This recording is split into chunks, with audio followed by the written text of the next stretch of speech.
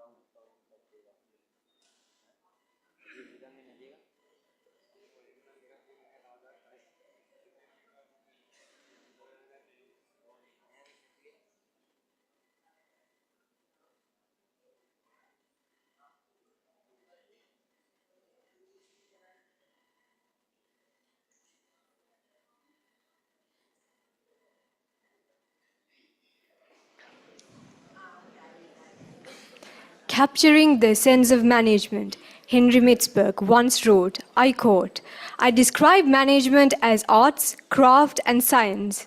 It's a practice that draws on arts, craft, and science. There's a lot of craft, meaning experience. There's a certain amount of craft, meaning insight, creativity, and vision.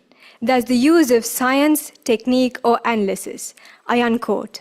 Likewise, ladies and gentlemen, it is my privilege to welcome you all to the plenary session of the very first Undergraduate Research Symposium of the Faculty of Management, Social Sciences and Humanities of General Sir John Kodalaval Defence University.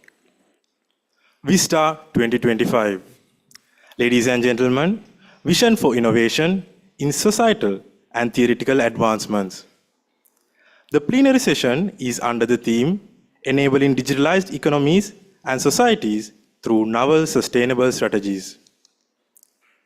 As digital technologies permeate every facet of our lives, from commerce and governance to social interaction, it becomes paramount to ensure that this transformation aligns with principles of sustainability, novelty, inventiveness, and industrial applicability. The theme underscores the necessity of moving beyond mere technological adoption and instead focusing on the development and implementation of innovative strategies that foster an alliance between digital advancement and environmental and societal responsibility. It calls for a paradigm shift where digital growth is not perceived at the expense of our planet or societal well-being, but rather serves as a catalyst for more equitable and ecological sound future. In a sense, it is a call to action to harness the transformative power of digitalization for the creation of resilient, inclusive and sustainable economies and societies. Today, we have four eminent speakers here with us to present their thoughts and ideas on the theme of this plenary session. We indeed believe that this will be an interesting and an intellectually stimulating session. Now, I cordially invite Dr. Upali Rajapaksha, Head of the Department of Management and Finance, to give an introduction of the chair of the session, Senior Professor Anoma Aberatna.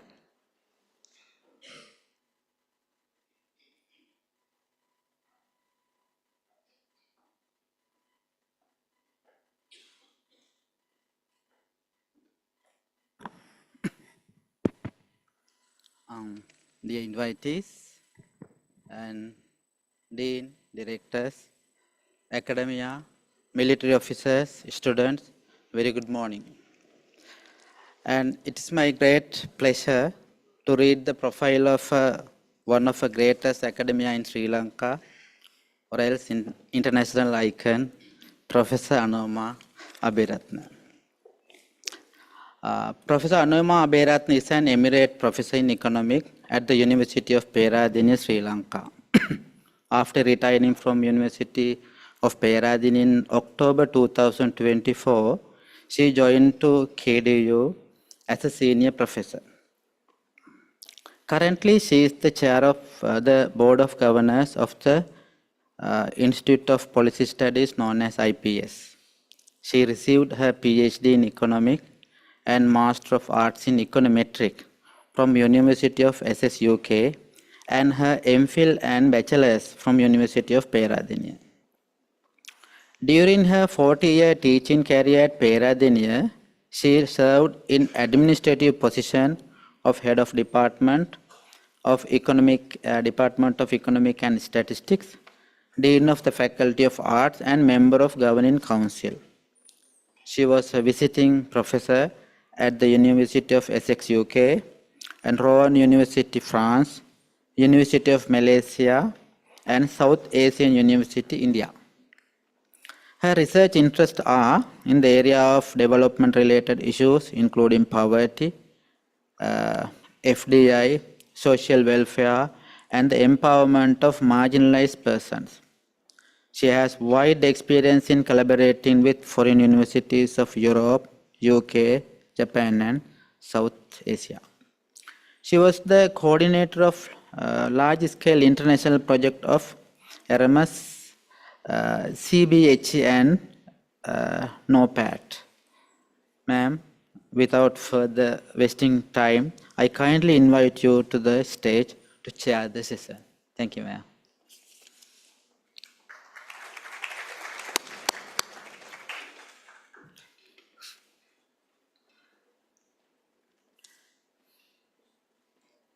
Thank you, ma'am.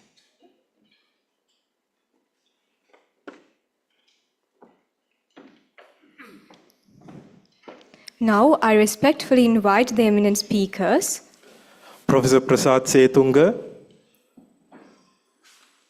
Professor Rohan Samarajiva, Dr. Chatura Rajapaksha, Dr. Dilani Wickremarachi to take their respective seats at the dais.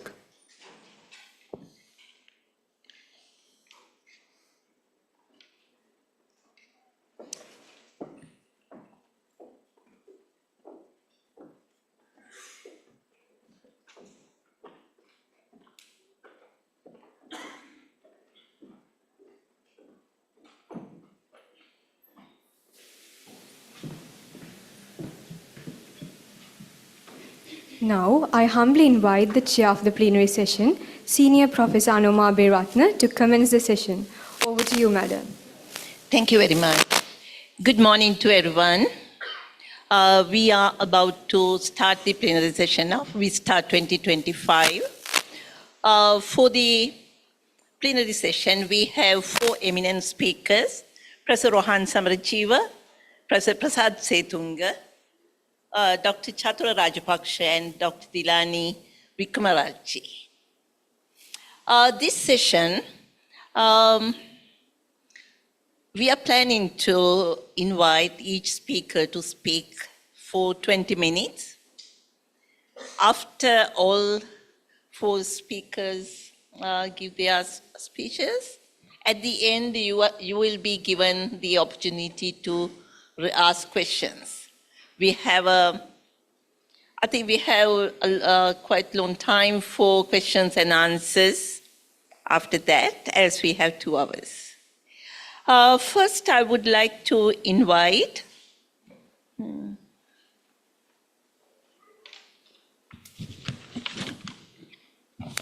Professor Rohan Samarajiva. Professor Rohan Samarajiva is a renowned academic, policy advisor, and global thought leader in digital development. He is the founding chair of Lind Asia, a regional think tank that promotes evidence-based policy and regulatory reform to advanced digital inclusion across Asia. He holds a PhD in communication from Ohio State University and studied law at the University of Colombo and the University of Brussels. At the national level, Professor Samarajiva played a key role in transforming Sri Lanka's telecommunications sector, serving as Director General of Telecommunications and advising on public sector reform and digital governance initiatives. At the international level, he has led and contributed to policy-level consultations with governments, regulators, and international organizations such as the World Bank, International Communication Union, RTU, and OECD. His expertise has informed major digital policy decisions across Asia, Africa, and Latin America, particularly in the areas of ICT regulation, broadened policy, and data governance. Among his personal achievements, Professor Samarajiva has published extensively on communication policy, served on several global expert panels, and received recognition for his leadership in shaping inclusive digital economies. He is also a dedicated educator, having taught in the United States, Canada, and Sri Lanka, and is deeply committed to mentoring emerging voices in digital policy and governance. Professor Samarajiva, the floor is yours.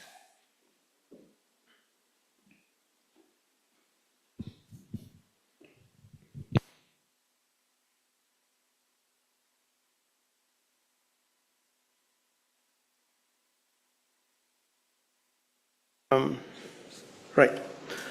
I'm happy to be here. I was just thinking how many universities I have spoken at in Sri Lanka. There are still a few to go, but this is the first time I'm coming here. I'm happy to be here. I looked at the topic that I was given. As is customary with these things, the topic is very broad. So I thought the digitalization aspect should be emphasized, as well as that of economy and society. So let's see what an economy in crisis looks like.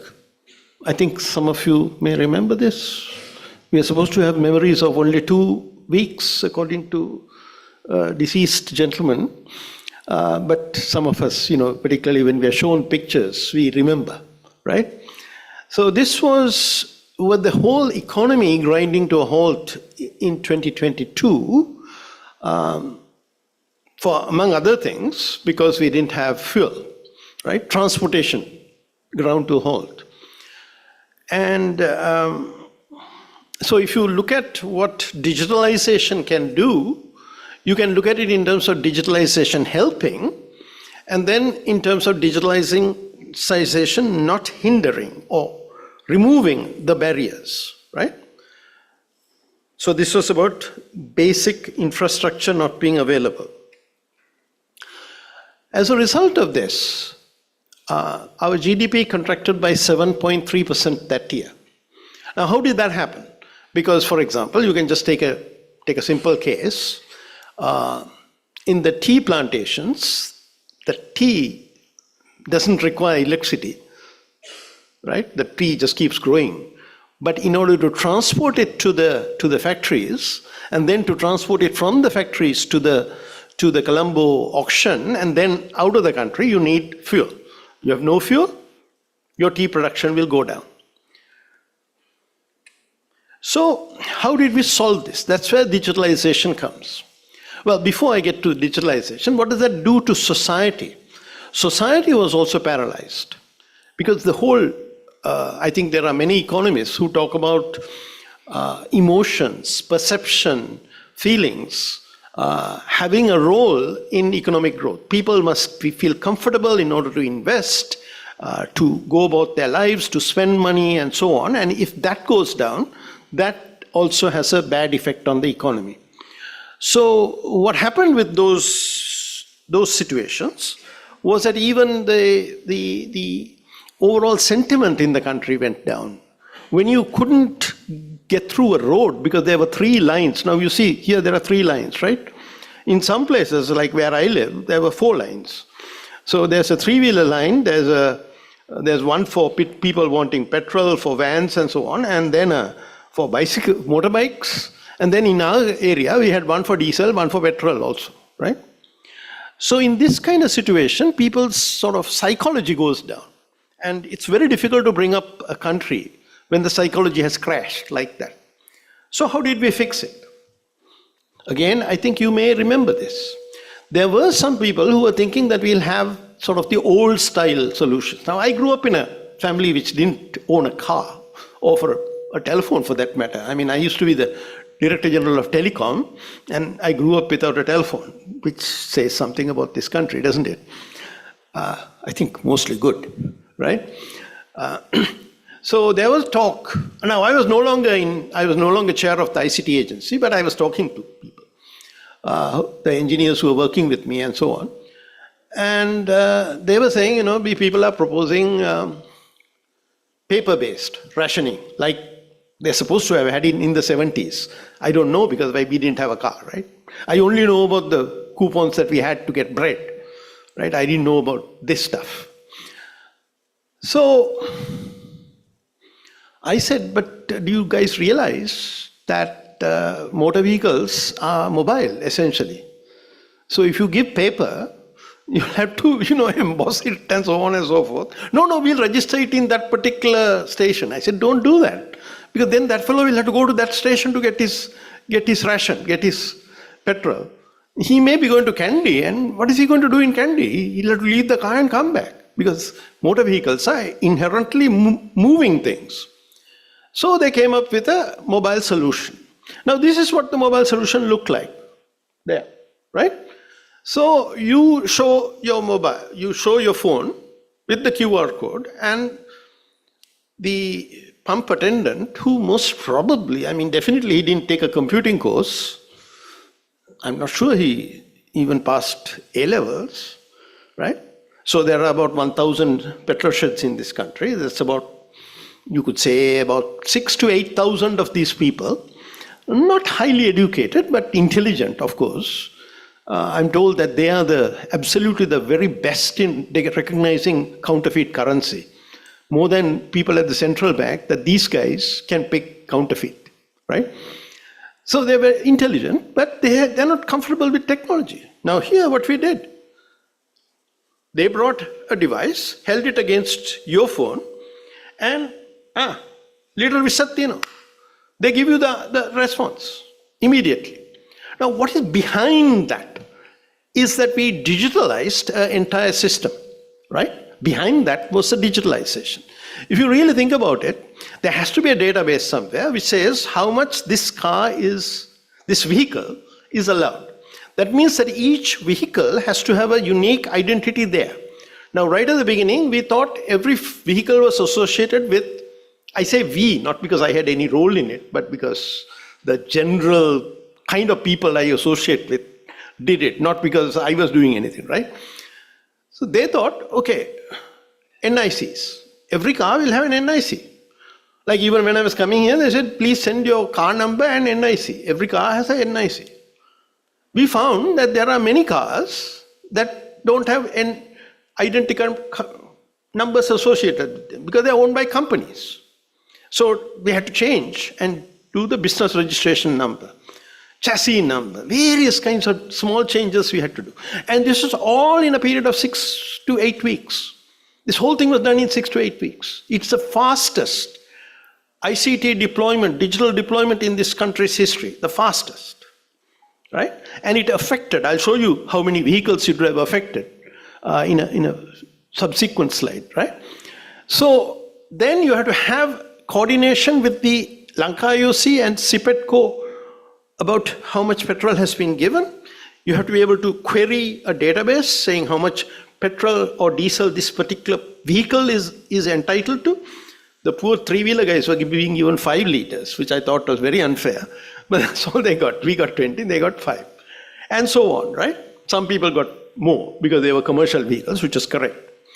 So this is actually a integrated digital solution that was quite complicated, which involved articulation between different databases. That's what digitalization is about. It's not about just one database. And it also involved people, human beings, being trained to use it. Just as an aside, all these people who talk about sovereignty and so on, I don't know whether you are aware that this database, they tried deploying it out of a Sri Lankan data center. They found that the latency was inadequate. Latency means that when this fellow reads your phone, within a couple of seconds, he must get a response. As I say, right? So you must get a quick response. And where do you get the quick response from? Not from Sri Lanka. AWS, Amazon Web Services, sitting somewhere on the cloud somewhere, right? So that's an example of a successful digitalization exercise in this country. So we got the mood changed, I would say. We got the vehicles running, the roads are no longer blocked. But it took a little bit of time, now no longer 7.3, 2.3. And grew by 5% in 2024. I would say that was a major contribution, and I actually have thanked the responsible minister for the important leadership that he provided for that. Now, these are how many vehicles we have in this country. The trouble with digitalization is digitalizing everything, right? I mean, I can take this university and I can tell you about digitalization in the university. Once I was in Perth and somebody for some still unexplained reason took me to have a chat with the people who are running the Perth Zoo. And I was supposed to talk to them about digitalization and use of these technologies in the zoo. I mean, it could be done, but not as interesting as looking at transportation, which affects all of us. So if you think about it, most of the people who come here would be, I just checked from where I live in Colombo, it takes 1 hour and 18 minutes to come here, and the last 18 minutes I would be walking in the hot sun because there's no bus that comes here. So Sir John wasn't thinking about your convenience when he donated the land, right? So 1 hour and 18 minutes. So obviously this is not a place where I need to talk too much about buses, but you can put it on Google and Google Maps and find out how much time it takes, including the buses you should take and where you should change buses. That's also digitalization. I'll come back to that. That's also digitalization. Now here, if you look at this chart, the big one, 58% or something, is what? Motorbikes. 14%? Actually, in the records it says tricycles, motorized tricycles, three-wheelers. So 11 is cars and vans, right? And that little strip down there, below the 5%, it's about 1% or something, is buses, public transport, right? So keep those numbers in mind. 25%, now I'm coming to the sustainability angle, right? 25% of our total import bill, right? All the money that we are now worried about losing because Mr. Trump is going crazy, that money is used to pay for fuel. It's because we didn't have enough dollars, because Mr. Cabral decided to take all the dollars that we have and pay it to satisfy the international sovereign bond. We didn't have dollars to pay for fuel, right? So 25% of our total import bill goes for fuel. Of this, 60%, roughly 60% goes for transportation, right? So if you want sustainability, or if you even want a decent economy, you'll do something about this, right? If you love the environment, you'll do something about this. These are all fossil fuels. Coal, crude oil, refined petroleum, things like that, right? Or if you just like the economy, you'll do that. Or if you like the environment, you'll also do that. So now we come to the question, how can we make this transportation sector more efficient? First and most important thing, shift people towards public transport. Right? Now, I said I grew up without a car, right? So how did I get around? I got around all over the country. Public transport. Right? That's long ago. That's ancient history for many of you. Right? But that's how I did it. Right? We have to put more people on public transport. That is essential. Right? Make the private vehicle users pay for all costs. All costs. So one of the conversations I have with people who are running railways is they say, oh, you people, you economists, you tell us to pay for everything, and that's why we are losing money. Because you're telling us to pay for the track also. Roads, our competition, the lorries, they don't pay for the road. Sort of, they do, kind of. That's part of why the fuel taxes are. But if we can articulate them closer, right, then we'll be taking those, what we call, those costs. Heavier users should be paying more, right? You have sort of experienced this when you go on one of the expressways. Longer you go, when I go to Mattala or someplace, sometimes, even when I go to Badulla, I go to Mattala for some mad reason. It's faster, right? I pay a significant amount, but that's because I'm using the road, right? By the way, that's not enough to pay for those roads, right? That's just to maintain them, right? What we pay doesn't cover the loans. And then, of course, my favorite is parking. Parking should be charged, right? And again, enormous potential for digitalization here. Enormous potential for parking, for congestion pricing, for tolling, all these things, right? I don't know, any of you have experience in Singapore, they will charge the vehicles, even in the urban areas, without any stopping, giving money, this, that, whatever. It's all picked up digitally, right? And then, of course, we need to shift away from fossil fuel and use more renewable fuel in transport. Now, the issue here is, you see, why I brought this up, is that if we take any sector, and if we think we are going to make it better, simply... You have 5 minutes. Yes, I know. Is simply using digitalization, you're not going to succeed. But you need what we call analog complements, the other things, right? So this is actually my last slide. I can finish before the 5 minutes. So this is, again, I want to tell you, because I was assuming that this audience is aware of these things, because unlikely that unless the university has been kind enough to give you a bus or something, you'll probably be coming using a motor vehicle to get here. So remember that number 8 million. There's only about 5 million households in this country. So that means pretty much, well, actually the census data says that 60% of the households, 67% of the households have some kind of vehicle in them. And the district which has the most motorized transport is not Colombo. Any guesses? Anuradhapura. Anuradhapura. Not cars. I told you not cars. Not cars. Motorbikes. Motorbikes. It's a spread out district. You can't do anything. I mean, you can go to Anuradhapura, go to any agricultural area, you see a three-wheeler parked in the middle of next to the Kamata. That's how they bring the ambula, right? So people who think that we have some romantic, Gaviliya, Arkamega, rubbish. This is a three-wheel based economy, right? And for all that you need petrol, right?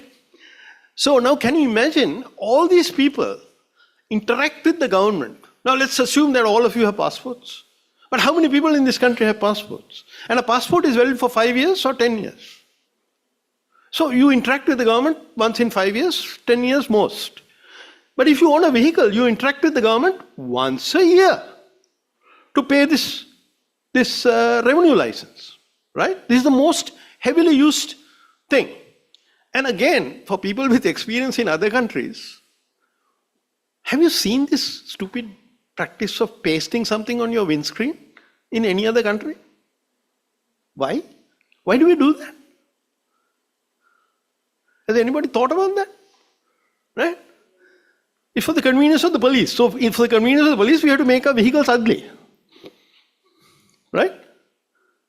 Now, can you imagine the kind of digitalization that we can do? Now we have got this going. This is an actual digital system. Whether you do it from home, very few people do use it from home. You can do it from home.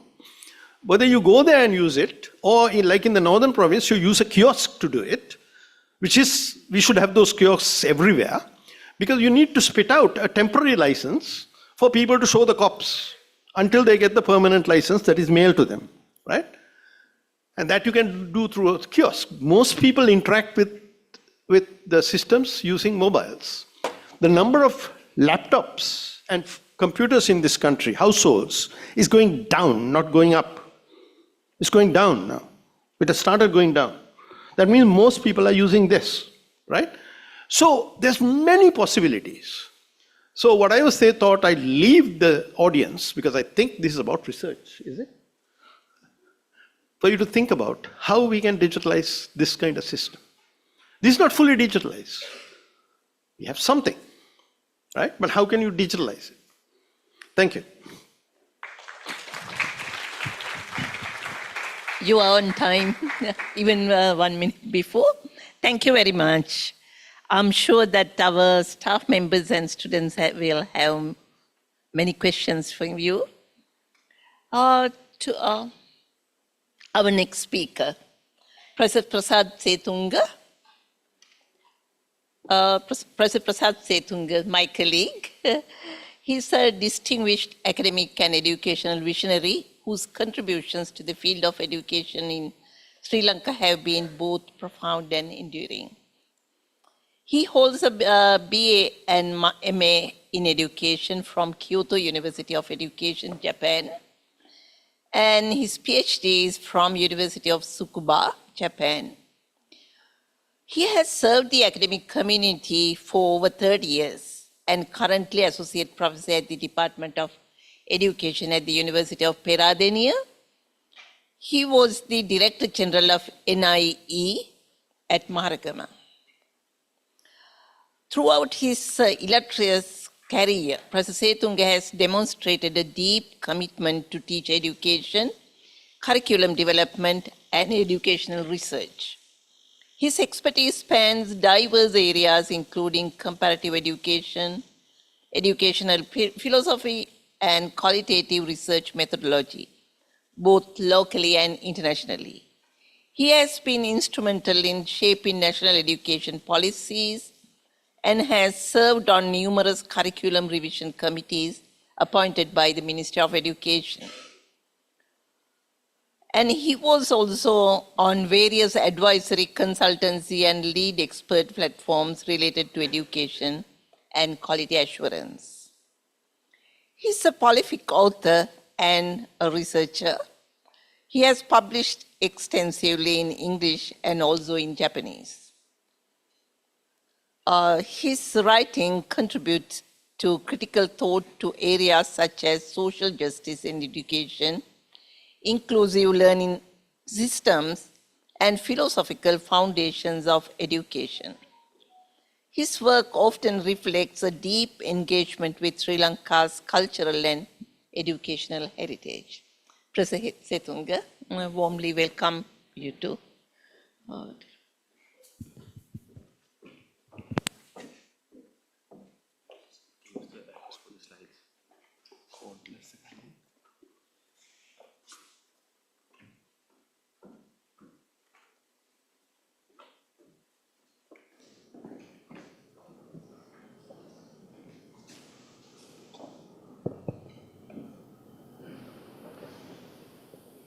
Thank you very much, Madam Chair, for your kind introduction. I'm Prasad. Actually, I have 2-3 messages with this presentation. Maybe the very important message for our young learners from KDU. Especially, I designed my presentation thinking about you, as this is a students' conference. And the other audience, we have to I will keep some questions for you. How to balancing digitalization and other sectors. I'm very happy that I can start this presentation from Professor Janaka Ekanayaka's conclusion slide. So I'll read that. His first dot point is digital transformation must be strategic and holistic, right? And then going beyond technology, reshape services, systems, and value creation across sectors. I think my presentation is completely from the other world, like you feel this different world in globally and the Sri Lankan context, how this sector is struggling globally and locally to survive with this current setup, right? So I'll take that one. Then the last dot point, Professor Janaka pointed out that collaboration and contextual innovation are key to achieving effective digital transformation, bringing together technology, policy, and community needs, right? So as a human scientist from the education sector, also former Director General of the NIE, actually I am presenting this presentation completely as a researcher from the Department of Education, University of Peradeniya. I'll introduce you how the Sri Lankan context is planning to address this emerging technologies. This is the title, right?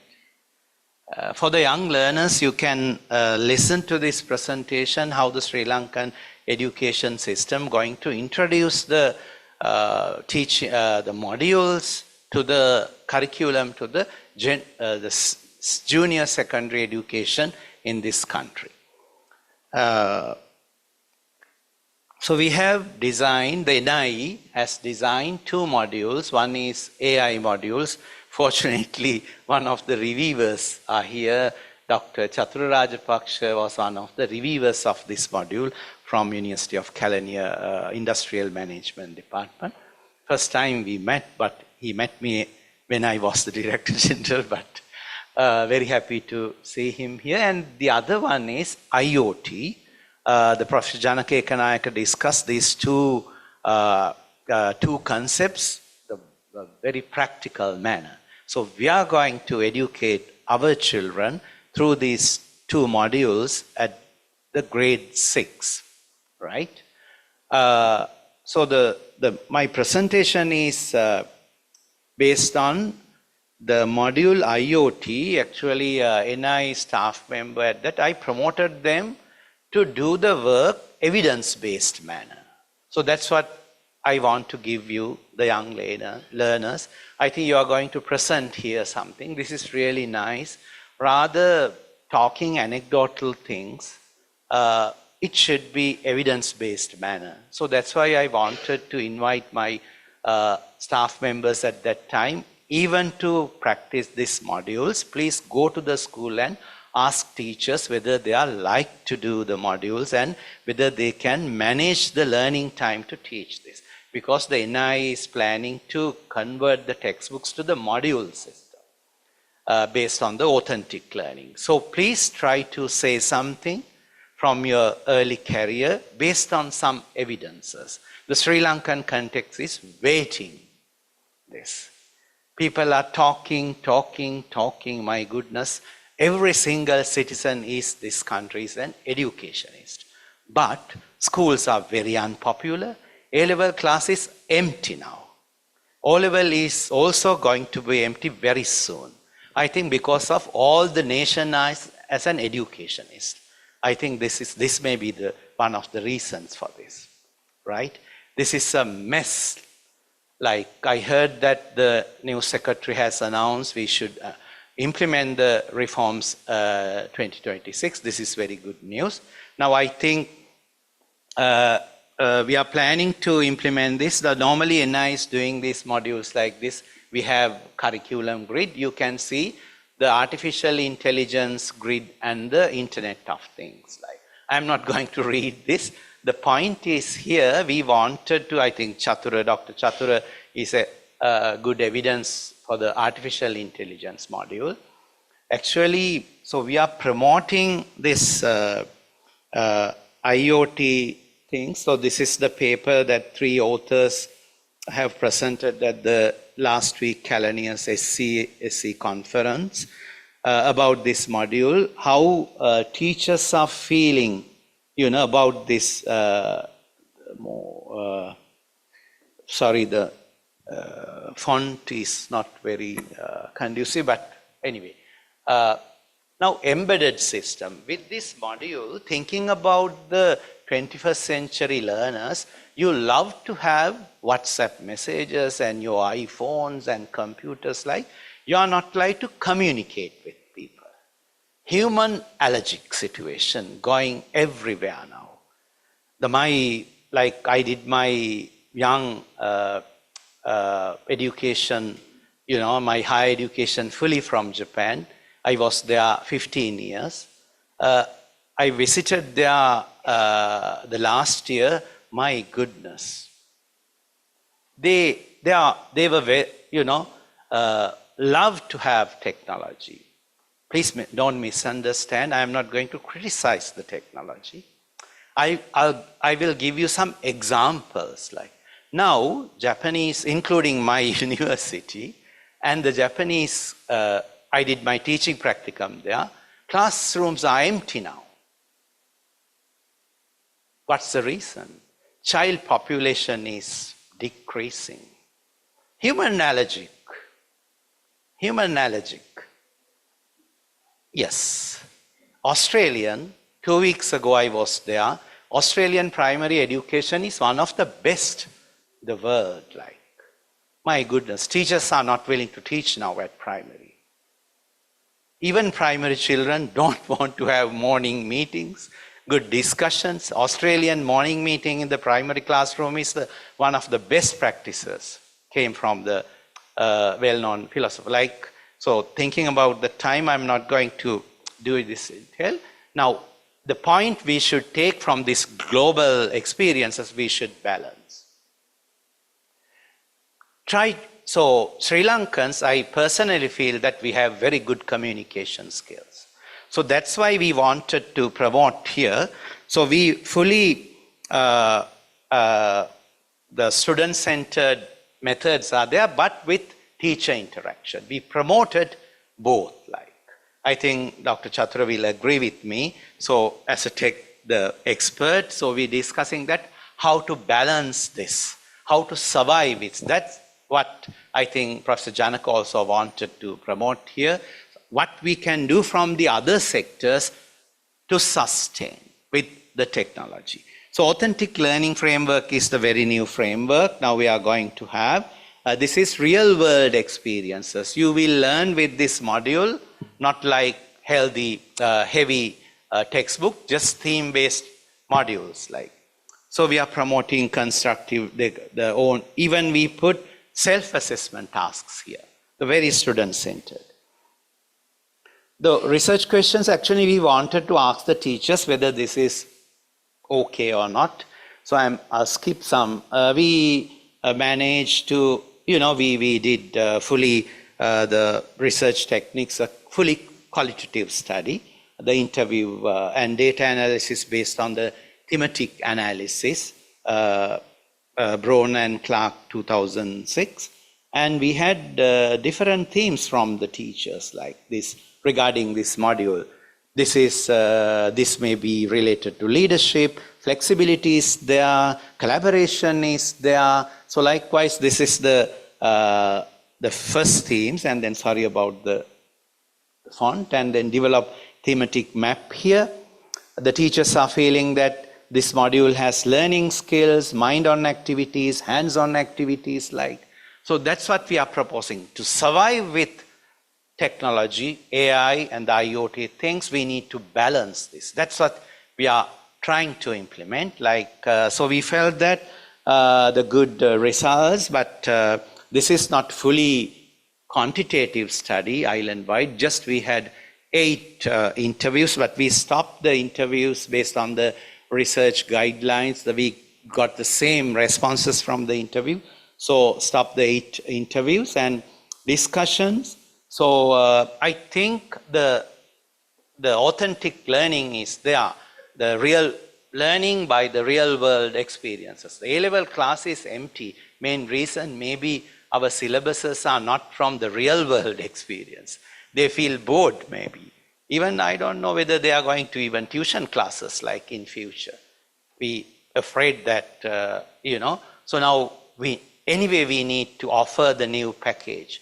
So NI, I think they are fully prepared for this. Only thing is the stability of the country, and if the education is not very politicized, I think we can survive. Unfortunately, we are very politicized. So that's a very unfortunate situation. We should improve 21st century skills, not only the IT literacy and the collaboration and the other communication skills. Madam, I will finish it soon.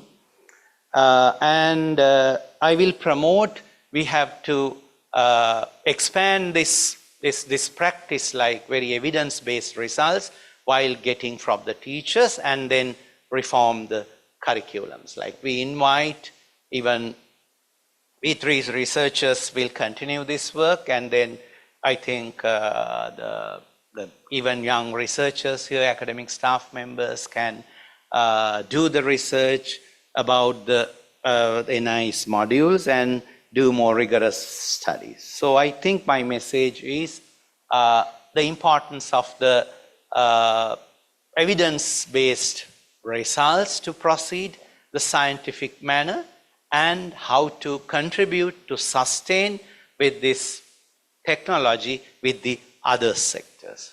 Thank you very much. Thank you very much, Professor Tunga. You also, yes. Thank you very much.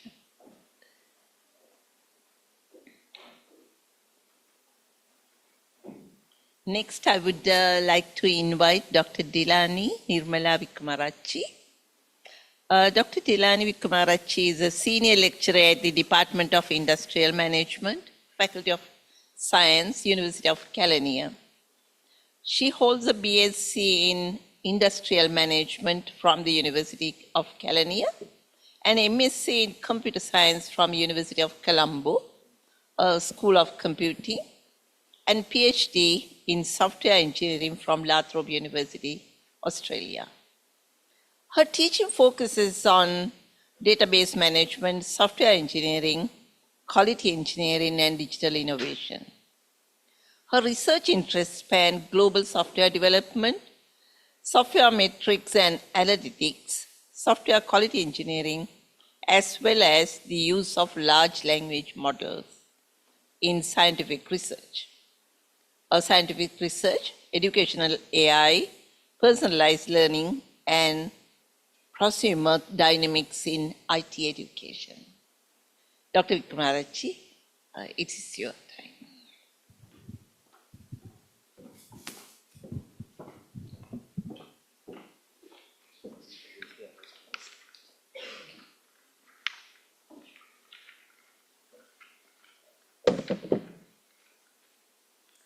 Good morning, ladies and gentlemen.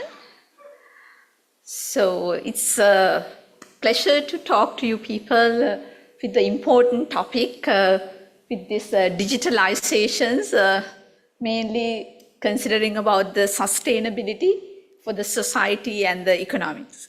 So I thought of considering about the background, I got to know from the organizers, these students are coming from different backgrounds. So I thought of taking you through how we can use this available technologies in different disciplines to make something better.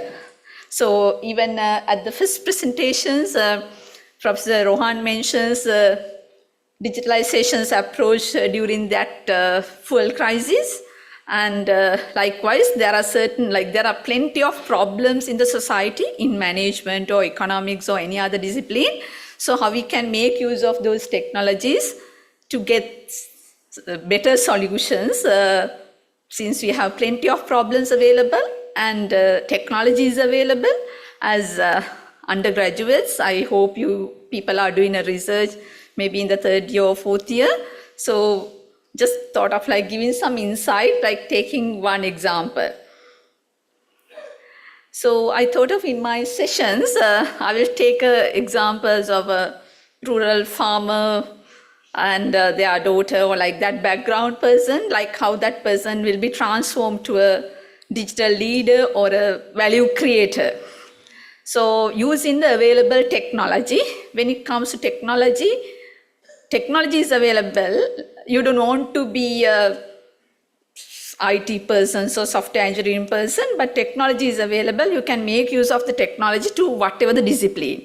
So they are like, in that case, if you think of the agriculture, so we can use the technology for agri field, or finance is also getting into the scene, so we can use the technology, and then how we can improve the productivity in that case.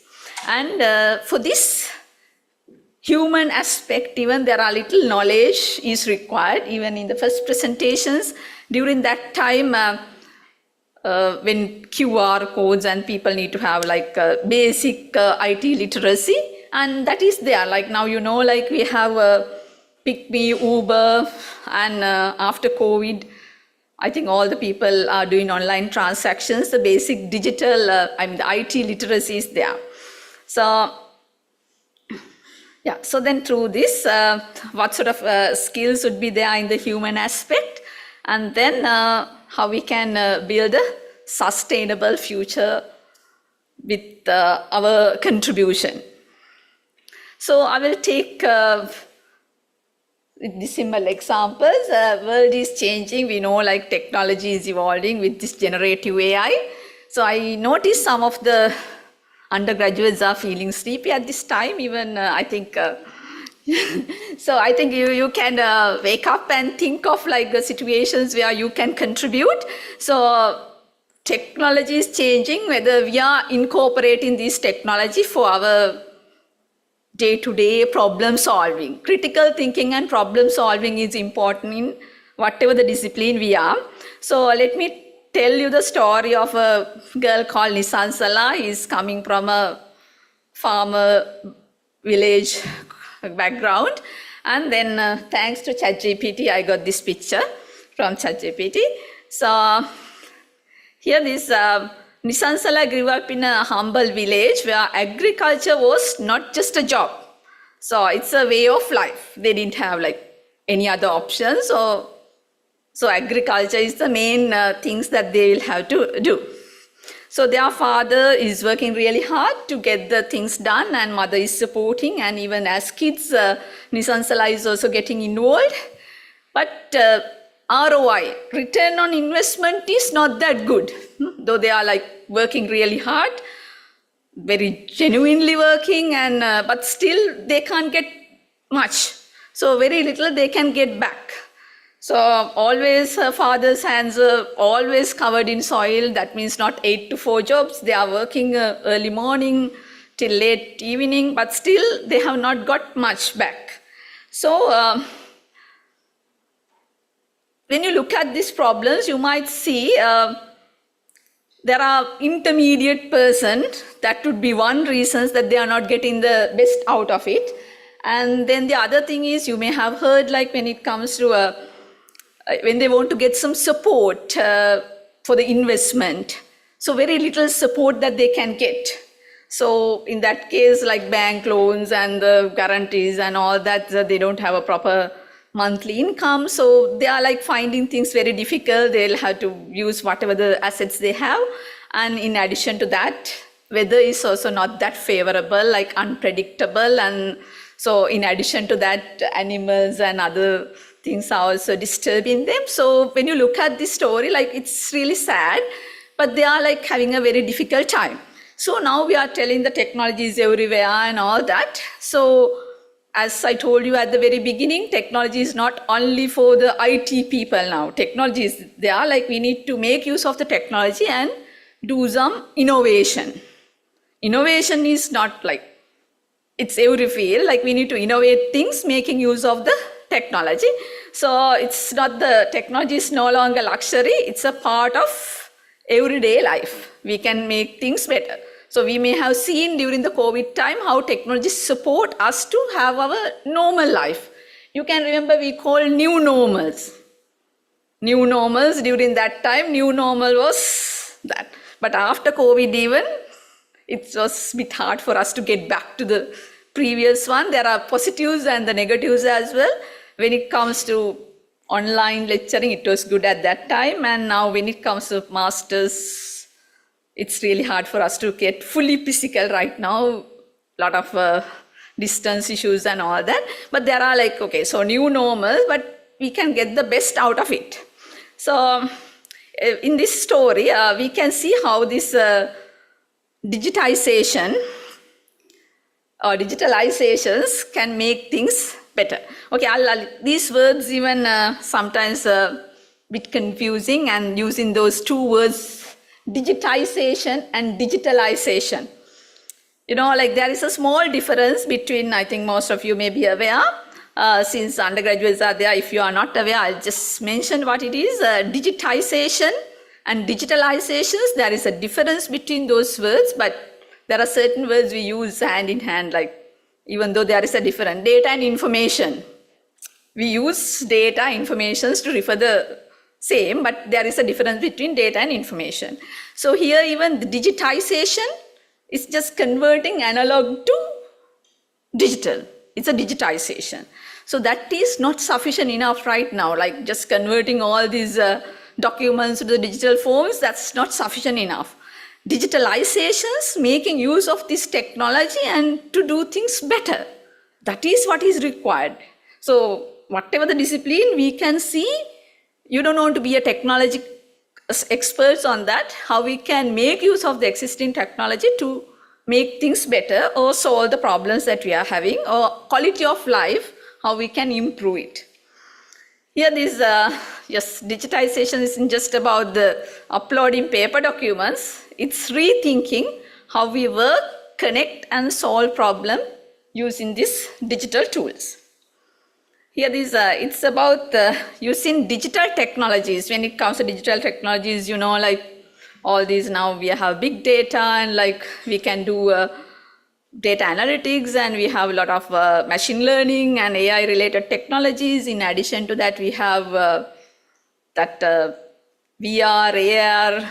So we have a lot of different realities, how you can get the augmented reality. So all these different types of technology, IoT, as Professor Prasad mentions, even the kids are learning now AI and IoT. So all these technologies, how and with web and mobile platforms, how we can make use of those available technologies to work better, right? So we need to rethink how we live, work, farm, learn and govern things. So here, yes, think of it as a new kind of infrastructure. When we are having like roads and other infrastructure, so we are making use of those infrastructure to get things better. If you want to go to like goal, so if you can get into highway and go, like you are making use of that infrastructure. So you don't want to go all the way, like if you want to go to Hambantota now. So then if the infrastructure is there, like why not we use it? So used wisely, it can help us to build fair, green and inclusive societies. So now we have that infrastructure, so how we can make use of those things to make the farmer's life better. So since we need to think of like whatever things we do, like sustainability is important things that we need to think about.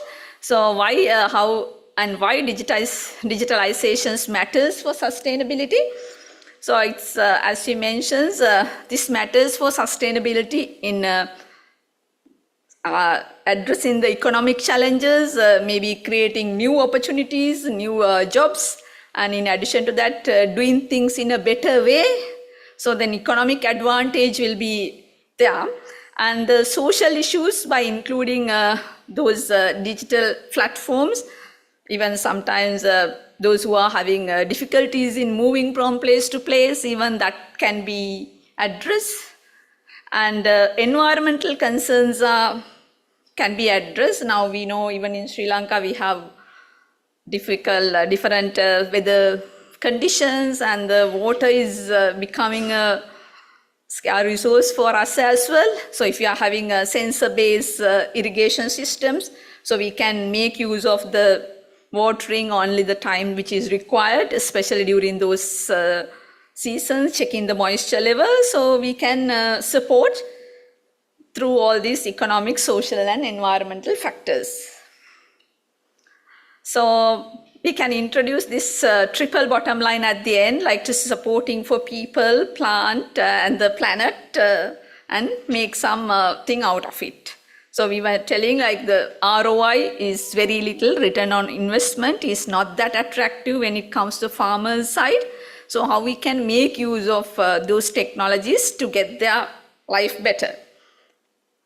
So when you look at this, since I took that example, so I will mainly focusing about the support that the agriculture sector people are getting through the digitizations. Agri-tech innovations are there even now. So there are certain platforms that connect farmers directly to the consumers. We need to we are not up to a standard, but there are certain platforms, but we need to improve those things that reduce that middleman issues. And we have technologies, and now we mentioned we have blockchains, and those technologies even can use. But if you can come up with the problems and the solutions, the technological part can be done by the technological experts. So what we need to see is how we can make use of the technology to give the solutions to the problem. So, and the IoT-based smart farming projects are there, smart irrigation systems, checking those soil moisture levels, and now we are having issues with the animals and all that. So that for those things, even we can come up with some solutions.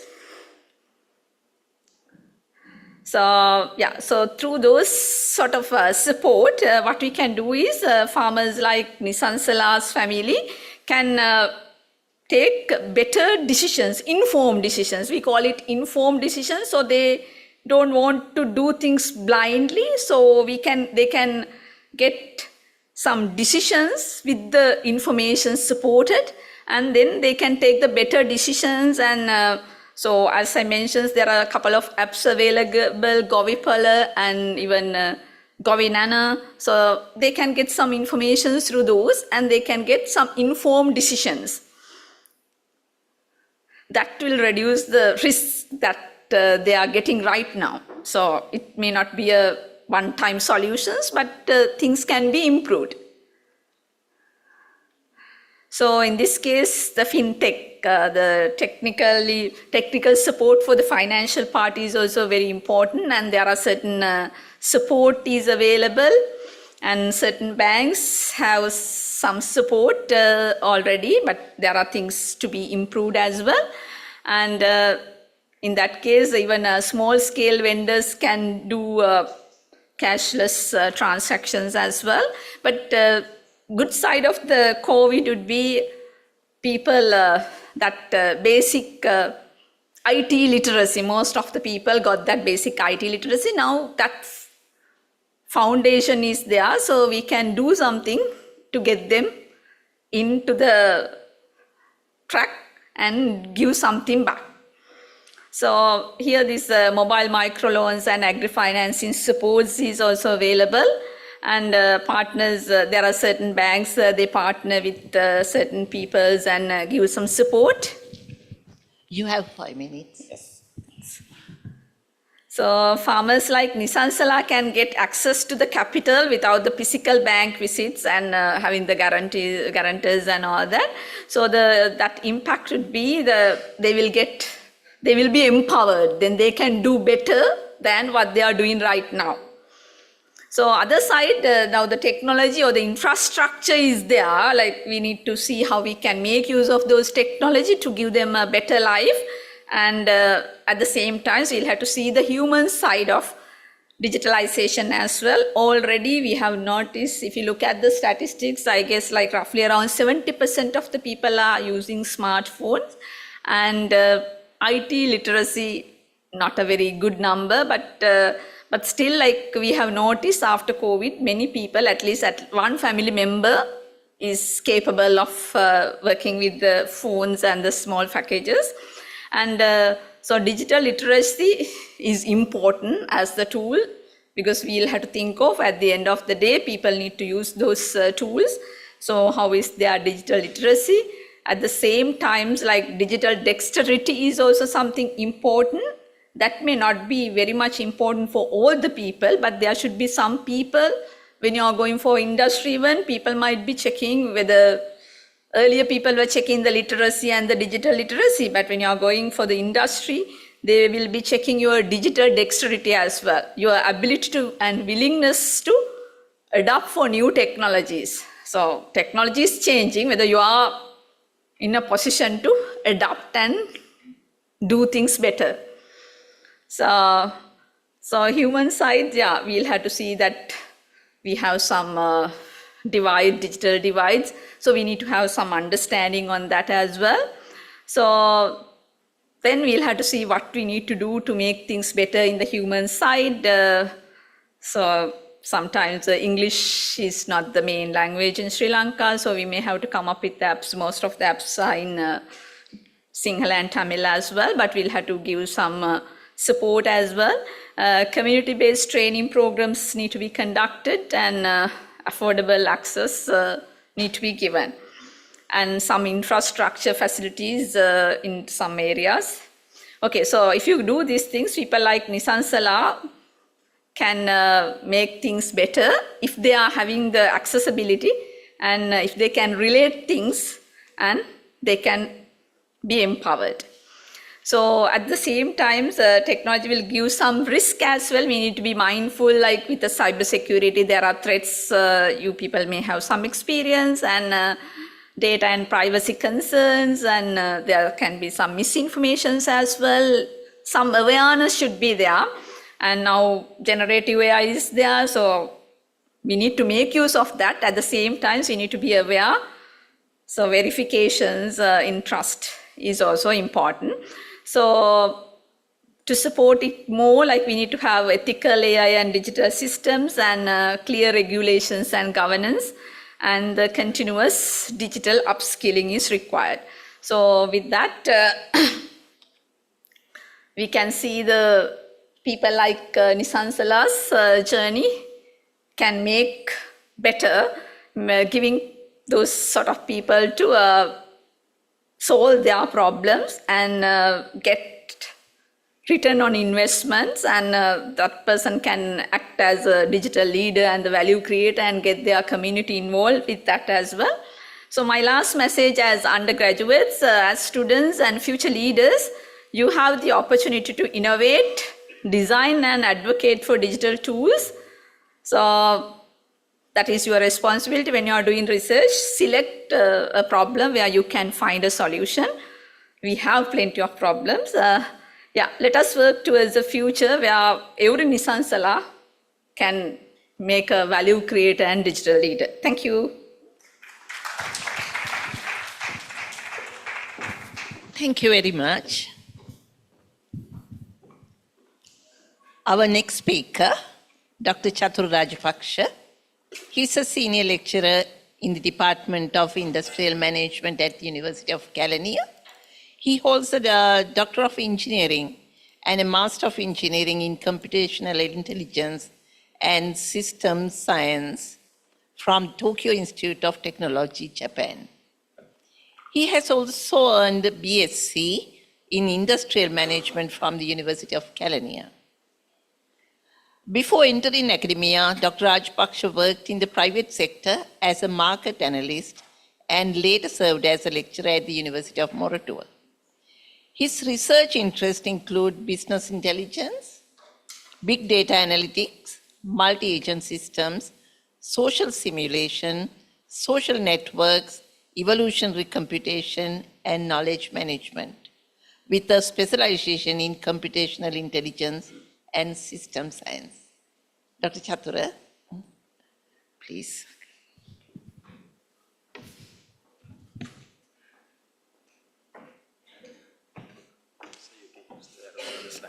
Okay, can I use this?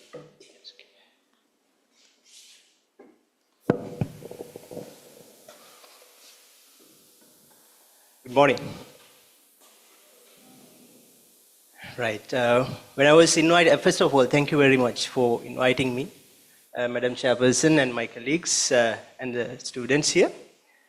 So when I was invited to deliver a plenary speech to you, I thought since you are management students from the management faculty, and the objective is to prepare you for better research, I thought I'd introduce a different research methodology for you. So I'm having a computer science background, but before having that postgraduate experience in computational intelligence and system science, I got the opportunity to study management for my BSc degree. So that gave me a sort of a combination of management and information technology, computer science and AI. So I always like to combine these two to solve problems. So what I'm going to introduce you is this computational policy modeling and simulation. So if you can wake up or be awake for 20 minutes, that would be really good and nice to see, right? Okay, so I'm sorry if I bothered your beautiful dreams, but I would like to see you awake for at least the remaining 20 minutes. I'll try my best to keep you awake as well. So what is computational policy modeling and simulation? Let's look at your theme, right? Enabling digital economies and societies through novel sustainable strategies. So enabling digitalized economies and societies. So we want to see digitalized societies and economies. And to see that happening, we want novel sustainable strategies. So you, as management undergraduates in the future and through your research, you will be creating or you'll be contributing to the creation of those sustainable strategies. I hope that is your objective. But the question is, how do you make such strategies? How do you make them? That is where the evidence. You need evidence for that. Evidence-based strategies. Before strategies, to guide the strategy, you need policies. So evidence-based, data-driven policy making and strategy development is the critical need at this moment. So far, we see that people develop strategies through the public perceptions, the gut feeling, their perceptions, individual perceptions, political reasons. No, that's not the way. The scientific approach for policy and strategy development is to be evidence-driven, evidence-based. So that is the need. And the next question is, how do you know your strategies are going to work? Because every strategy requires an investment. If you want to introduce digitalization or if you want to see digitalized society, to make that digital transformation happen, you need investments. The investments are somebody's money. It could be public money, it could be a company who is investing, but whatever it is somebody's money that you are putting into those strategies to implement those strategies. So you need to have some sort of evidence to know that your strategies are going to work. So how do you know that? So let's take an example through my own research. So as Professor Swetnunga mentioned, I was consulting the IT department of the NIE to develop to incorporate or integrate artificial intelligence to the school curriculum. So that made me really interested about this IT that's actually internationally called AI for K-12. K-12 means kindergarten to grade 12. So AI for K-12 means introducing AI for from kindergarten to grade 12. So in that bigger endeavor, when you try to bring that into Sri Lankan context, what I noticed was teacher professional development is largely ignored. At the moment, the teacher professional development or teacher training model that is being followed by the country is face-to-face teaching. You bring teachers from all around the country and give them accommodation at the NIE hostels, believe so, and you give them face-to-face training. Is that going to work? Then I thought I would do a research. I did an island-wide survey, and I surveyed 1,600 ICT teachers. In the country, the total teacher population is 6,500. My sample is 1,600. It was snowball sampling. It's a big sample, more than 20%. So what I realized was the teacher's competence and the self-efficacy to teach AI in the school is very, very low. And believe me, 60% of the teachers, ICT teachers, are having arts and commerce background. So the problem is, how can we ask and how can we expect from those people to teach artificial intelligence, which is an advanced subject, in the school level? So the challenge is how to upskill these people to take up this challenge of teaching AI in schools. So for that, this is a sort of a, don't think too much about this framework. This is a half-baked thought that I had in my mind, and I just put that into this slide yesterday. This half-baked, as I said, but something like this, a framework which Professor Sedung also presented some framework. This is about teacher learning, not about student learning. So at the bottom you have Ministry of Education and other education policymakers, then you have these champion teachers, researchers, content developers, industry partners who are putting up resources into a big framework where the teachers can learn. So my point is, if the teacher learning to go to the next step, from this face-to-face learning, we need digital strategies.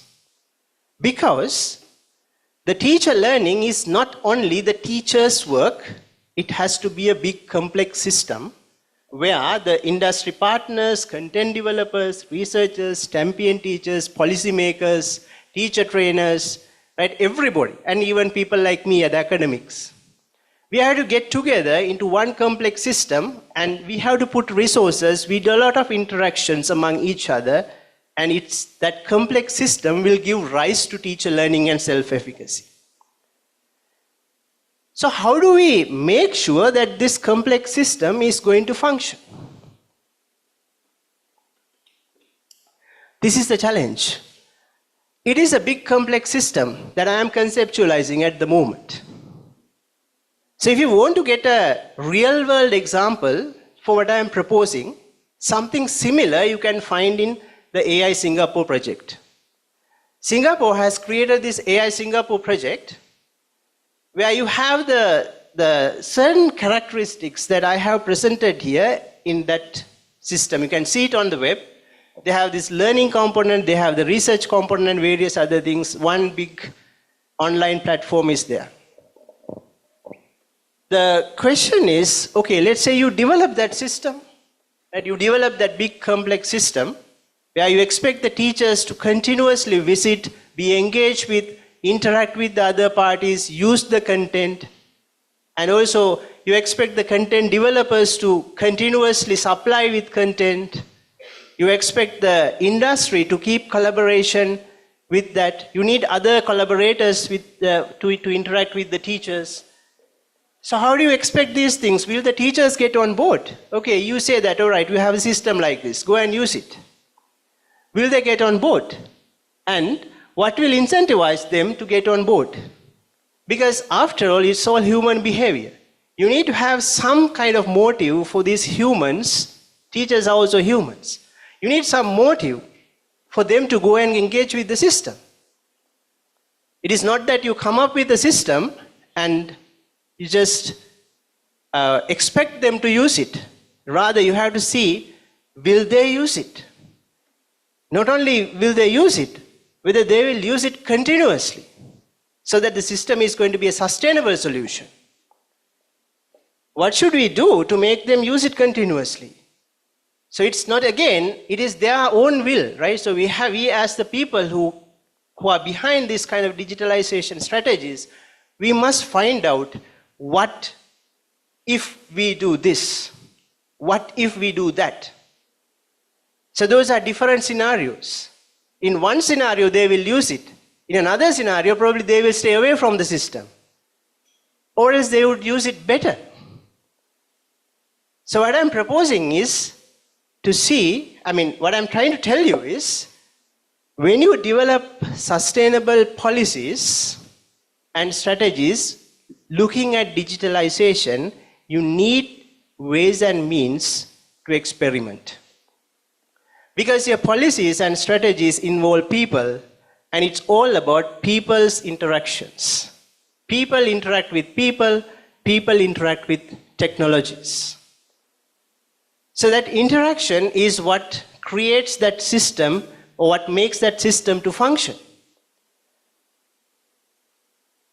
So this is just an example, but you can think about many other examples like this. For example, how to manage the e-waste, how to make the public to use public transport, get away from their personal vehicles to use public transportation. Even though you increase the number of buses, they would not get on board. Right? They will not give up their convenient personal use of cars despite this heavy traffic, right? But I suppose, I personally don't like driving now. But I don't have an option. So what is the way that the policymakers and the strategy developers can drag people like me to use public transportation? I'm ready to use it, but for some other reasons, I'm not using it. So how can you address those things and see, what if I do this? Will people like Chatura start using public transportation? So my point to you as young researchers is that you can use, or you can do policy experimentation. Policy analysis and policy experimentation using computational methods. When I say policy analysis, it could be you look at a proposed policy and you are going to see what is going to happen with that proposed policy under different conditions. That is a what-if kind of a analysis. What's going to happen if I do this? What's going to happen if I do that? The other thing is you take a policy which didn't work. Right? You take a policy that didn't work and you look back and you try to look back. Due to which reason this policy didn't work? Both of them are research, right? Research for people like you. Social science, management, researchers like you. The other thing is, your policies are going to be introduced to a society. That society, as I said before, is a complex system. So understanding how that complex system behaves is also going to be helpful for you to create better strategies and policies. So now you have 3 ways to do research. One is by trying to understand where my policy is going to go, and in what way can I make this policy influential to the society as I expect. The second point is to look at a failed policy and see why it failed, so that you have some lessons learned which you can carry forward for your future policies and strategies. Third point is to look at the complex system to which you are going to induce your strategy or the policy. To understand that better, so that you can take more evidence-based decision, you can design your policy better, so that you have the confidence and the gut feeling that your policy is going to work well. So this is the background. So how are I going to do this? So this is where artificial intelligence is going to be useful. So we are proposing artificial societies. Okay? So now in this room, we have a society. I am the presenter. My fellow presenters are here. The chairperson, madam, is here. The colleagues, your senior academics are here. You are there as students. Right? What is the way that we are interacting with each other? Before that, We all are agents. I am the presenter agent, and Madam Chairperson is the agent here, and my fellow presenters are the agents, and these are the invitees and distinguished people. They are the agents, and you are the agents. Right? Each of us agents are having some sort of interactions with each other. Some of you probably are looking at me, staring at me, but not listening to what I am saying. Some are probably capturing what I am saying. So each of this is an interaction, and the interaction between you and your device at the moment, right? That's another interaction. So this is a socio-technical system. We have technology in this room. Because if you don't like what I'm saying, if you don't get my points, you are distracting from this and you are starting to interact with the system.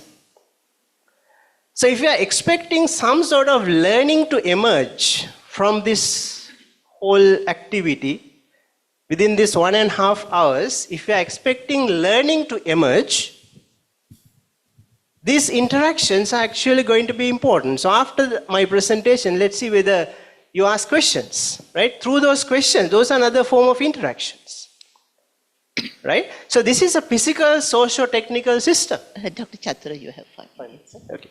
So this is a physical, socio-technical system. Can we make a computational socio-technical system which is equivalent to this physical, socio-technical system? There, you, me, and them, we are all going to be computational agents. We are going to create computational agents. We are going to implement the possible behaviors of each one of us into those computational agents. And we are going to create a society of those computational agents, put them together, let them interact, and observe what we are going to see. That is artificial society-based modeling and simulation. What is modeling? Modeling the individuals. In economics, we call this individual-based modeling. But the economists also they have transferred to this computational modeling and simulation domain, so we call it agent-based modeling and simulation. So in this individual-based modeling, the core idea is you look at the individuals, their characteristics and interactions. Then you model them as computational agents, put them together, let them interact, then observe the emergent characteristics and properties. You have some parameters that control the system. By changing the parameters, you can induce different scenarios into the system. This is the core of my idea. So you have those physical agents which you are going to create as computational agents, and they interact with other digital systems and content also. We are going to model their characteristics, interaction patterns, and all these things. Then we are going to transfer it into a computational model like this. So these are the key considerations. Selecting a potential development environment, which I propose for people like you to use NetLogo. It involves some programming, but I think as younger students, you can learn that quickly. Don't take it as a burden, right? So it's not a big thing. It has some programming, but you can use it effectively. The remaining points are important, right? How to set parameters and agent characteristics. You need real data for this. For example, the survey I mentioned at the beginning, right? So that kind of surveys provide you lots of insights about the characteristics and the behaviors of these agents. Then how to model these interactions, agent learning and decision making, your sociology knowledge, behavioral theories, right? For example, theory of planned behavior, self-efficacy theory, right? All these theories are going to be helpful in that case because they are research-wise, they are proven. So you can use those theories to implement these behaviors. And not only that, you can use AI techniques like machine learning, reinforcement learning, those kind of AI techniques to implement those behaviors. Final part is how to validate your model. Because the outcome of your model need to be validated against something to say that your model is right. So these are challenges and also the reasons for criticisms for this research approach, which we can discuss later if you are interested. So with that, I would like to conclude. With this, all models are wrong, but some are useful.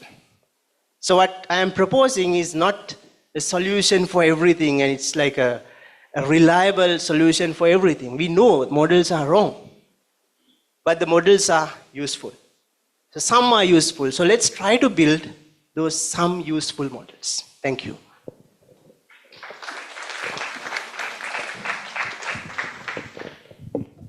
Thank you very much, Dr. Chatura Rajapaksha. With this presentation, we come to the end of presentations by our four eminent speakers. Next, it is time for questions and answers. You can ask questions from the speakers. Please mention from whom you expect the answer to your question from out of these four speakers.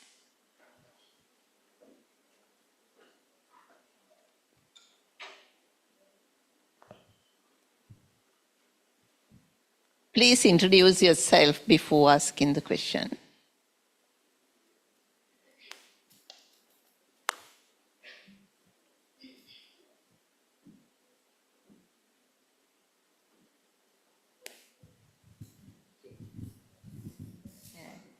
Thank you very much. This is actually my question is to Dr. Chatura. Dr. Chatura, I listened to your presentation and it was very interesting how you address these matters and how we could incorporate all these things into our teaching as well, combining different disciplines as well. I heard in one part of your presentation, you talked about these ICT teachers mainly coming from arts and commerce background, and they don't have sort of the either the capability or the ability to do the ICT teaching. As a matter of fact, I'm just thinking now when they enter the teaching career, like at school level, I don't think whether they are coming from either maths background or the science background, they are getting enough hands-on experience or even the theoretical stuff coming from ICT background. So, so it's quite confusing whether they are given that training separately in the teachers training colleges, I think there's no separation, like when they enter when they are recruited as ICT teachers, whatever the background they are coming from, it is the same training. So was there any assumption or once again evidence-based statistics to say that their performance are issues with their performance? Yeah, it's evidence-based. So in my questionnaire, I asked those questions as well. So apparently, they probably get that basic training as ICT teachers, but due to two reasons, I would say they don't have that competence. One is that they have not been exposed to these AI kind of subjects at the training colleges. That is one thing. That is clear in the survey as well. That is published in ACM Transactions on Computing. You can have a look at the paper as well. The other thing is for example, if you take AI, that I believe the teacher should be ahead the student, because the teacher has to understand the core concept of artificial intelligence to teach effectively, because it's not the teacher should go beyond the tool level. The students may, as of now, stay at the tool level to some extent, but the teacher has to be theoretical sound and also to understand the techniques behind that particular AI technology that we are talking about. So in that sense, for them to understand that technology behind the AI that we are talking about, I believe they have to have some scientific knowledge, because it's all mathematics and computer science in the behind. So that is the reason why I mentioned that in my speech. Just another part to that, I might have limited understanding, but I know in the universities, IT and ICT degrees are open to students coming from any A-level background. So is it efficient to have arts and commerce stream students coming to follow these degree programs? There are certain cases where I would say it's fine, but my general perception, bear with me, my general perception is that we have to cater to the two groups in two different ways. That is my general perception with my experience so far, because I have experience with Moratua as well as Kalania. Kalania also we have some groups of students coming from art background. So my understanding is to give them the core concept of artificial, and also I'm in my postgraduate teaching, I have some school teachers also in the program. So when I'm teaching them, what I feel is that they are not able to grasp this technical stuff. For example, how a particular machine learning algorithm works, that they don't understand. If they don't understand that, they can't simplify it and teach to the student, because the student does not have that understanding, at least to the level of the teacher. So the teacher should be able to, simplify it and teach, right?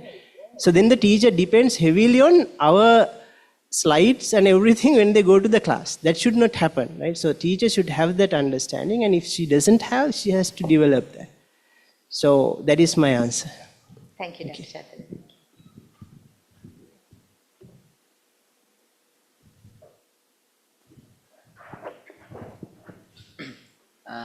I'm Dr. Pali Rajapaksa, and this is to Dr. Dilani. Dr. Dilani, in Sri Lanka we have large-scale farmers, medium-scale farmers, and small-scale farmers. There are so many Nisansalas as for you. But do you think this digitization or digitalization can be used for these small-scale farmers? Yeah, so I would say there will be a use. Can you remember during the COVID time, small sellers, so then they were finding it difficult to sell their stuff. They don't have a platform. So they may be a very small scale, they are just selling stuff, keeping things in front of their houses. So it's people are not supposed to come out and interact with the people in person. So if you can create the background, it will take time, So even small scale farmers, there is a limit that they can do, involved as well. So in that case, when you look at houses as well, now there are new generation coming up. So maybe the farmer may not be having the necessary IT literacy, but somebody in the family would be there. So if they can make that platforms, as I mentioned, some of the apps that Govinana, and then there are some research going on with the Australian university professor and some other Sri Lankan universities as well. So they have already checked how many people are frequently accessing. There are farmers, they are accessing even Anuradhapura in those areas. They are actively sometimes some people are just downloading the apps and after that not use. But there are reasonable, positive responses are there.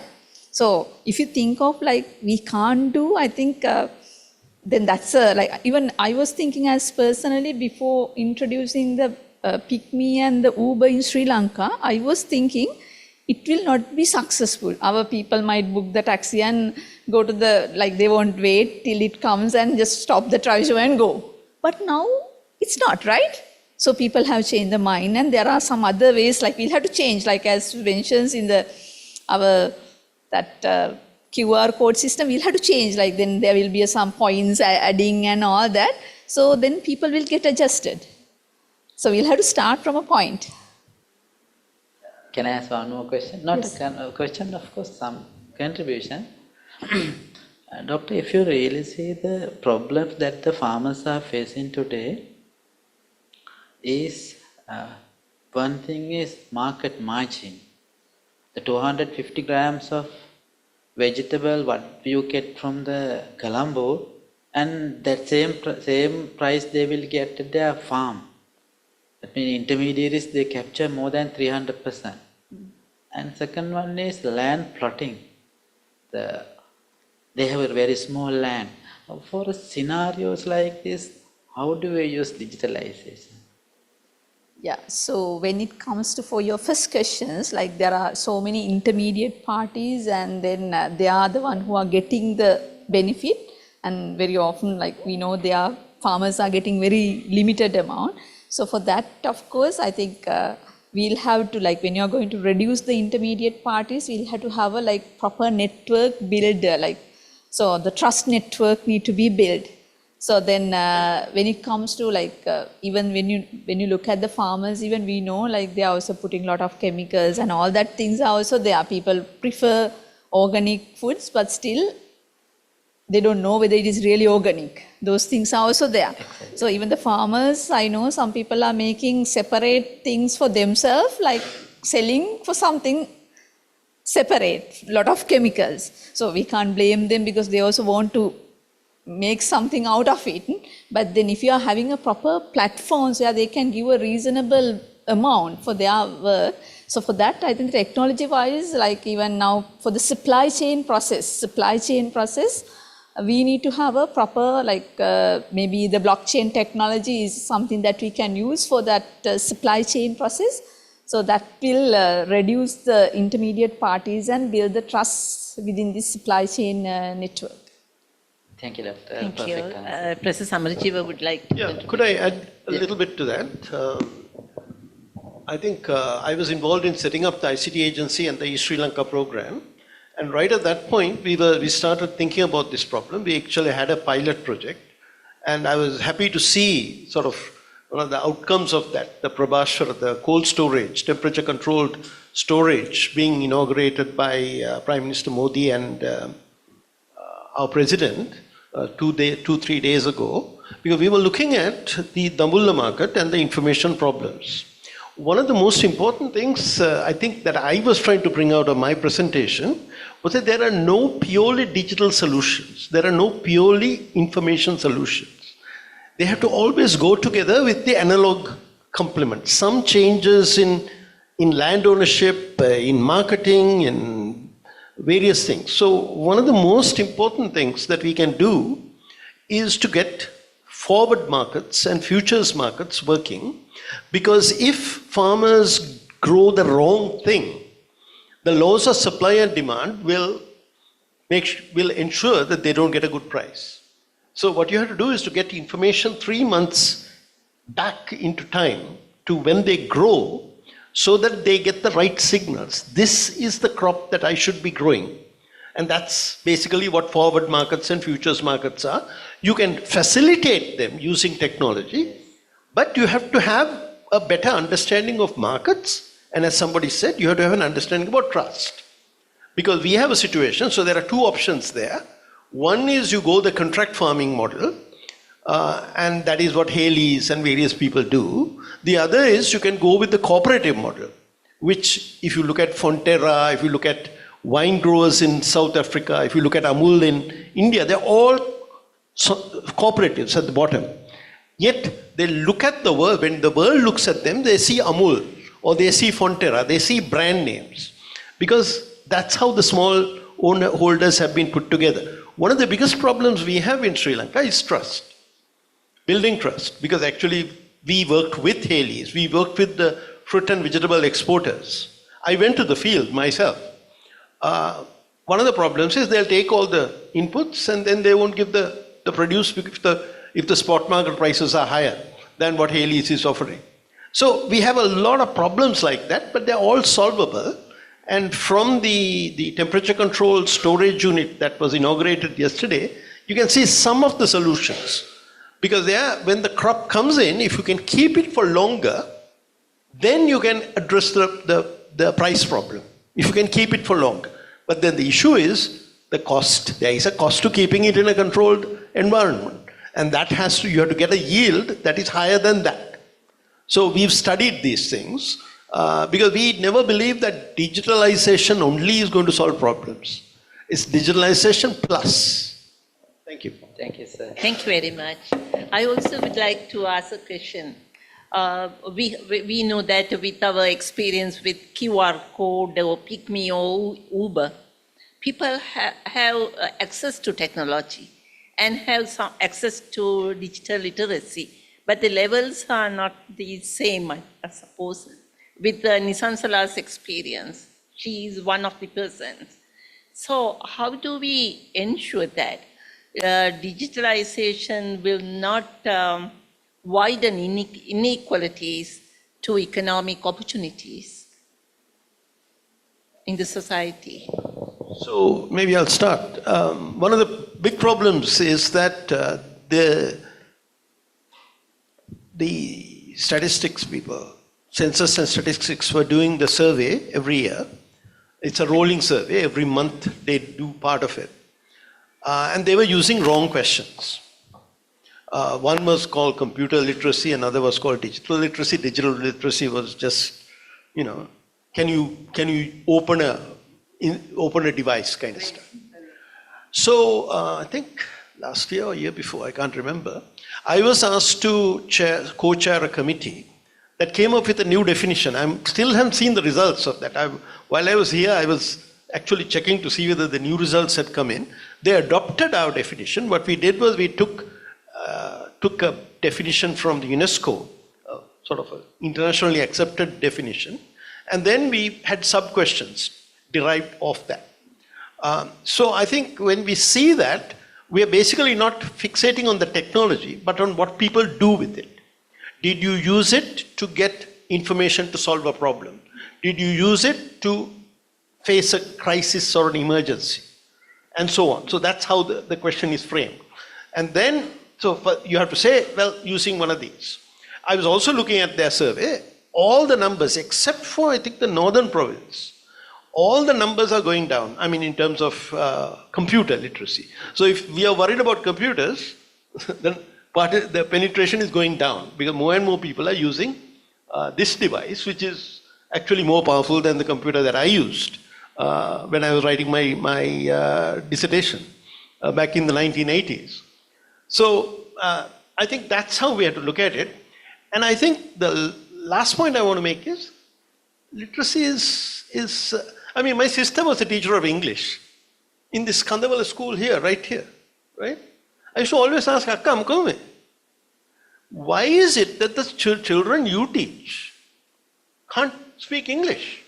But I go to the beach and there'll be people who will talk to me in 3 languages, German and French and various things, because they have a need, that's context.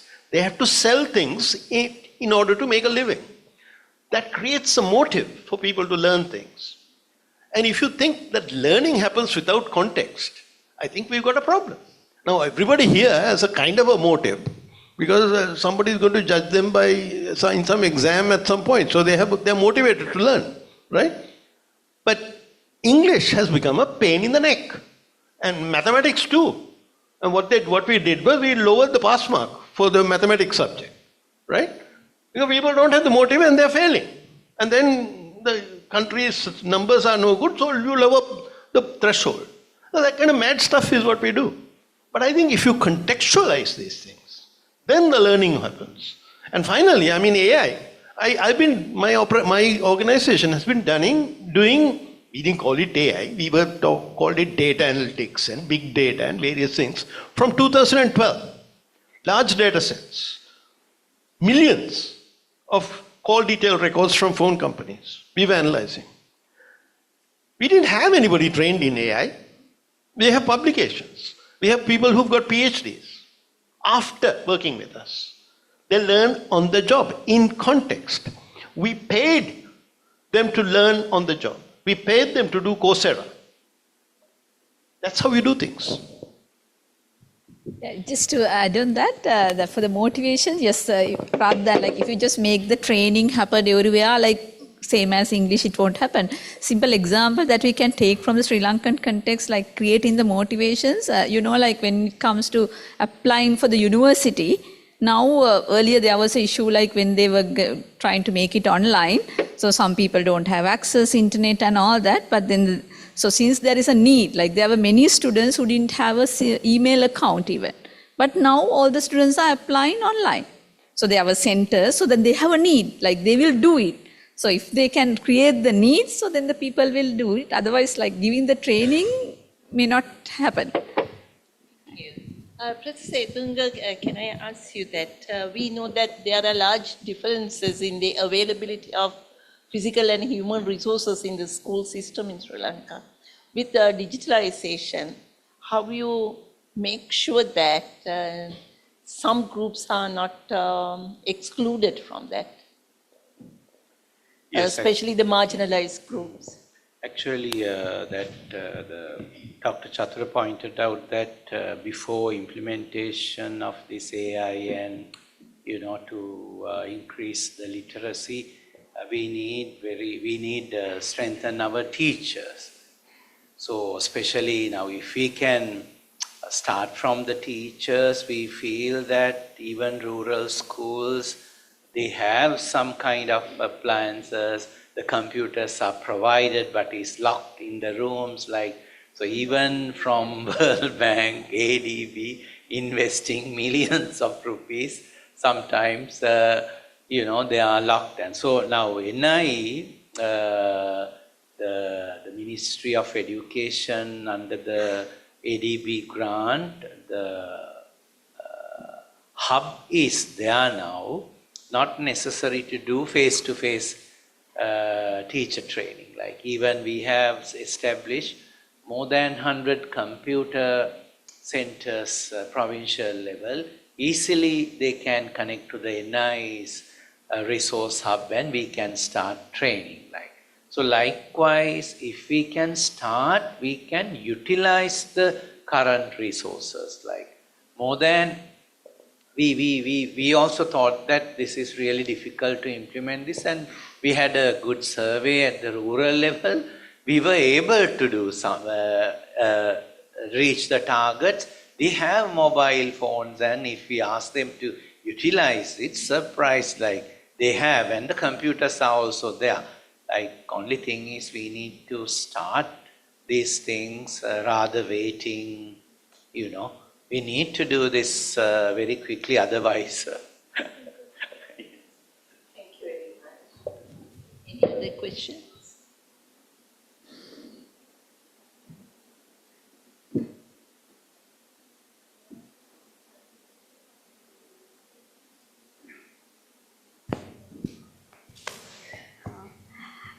Thank you, Thamara Jayasundara. I have two questions. One probably maybe Professor Samarajiva, if you can put some thoughts into this and answer. One is recently, we know our president is very interested in digitizing the economy, and maybe if you can tell us, so as you think, what steps in how, which way will we see our economy digitized? What is his immediate plan in terms of digitizing? Is it going to be EIDs where we will be using biometrics in the recent future to create national IDs instead of carrying that national ID card? Or how is it going to be digitized in the near future? As you see. And then the next question is actually asking you to exact opposite of what this plenary is about, because the latest research says students are not really learning when we use digital devices in the classrooms. When we introduced calculators, students mentally doing the calculations, ability to do calculations mentally, and their ability to do maths actually went down. So now countries like Finland has banned the use of devices in the classrooms.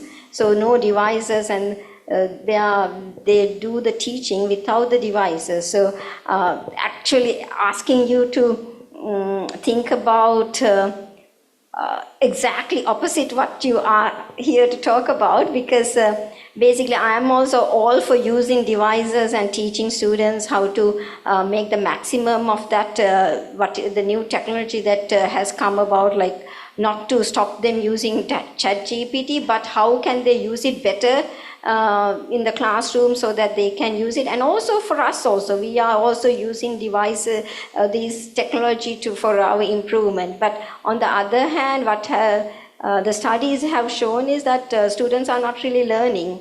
When they use a lot of devices in the classroom, they just figure out quick strategies and not really learn new ways of thinking.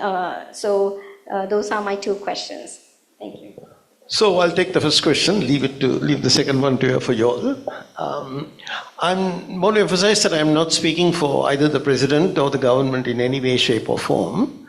The president has appointed a chief advisor on digitalization, a good friend of mine with whom we have worked for a long time. That is, we were involved in setting up the ICT agency back in 2003, Dr. Hans Vijay Surya. So I just called him and I said, "You want any help, man?" So I'm helping.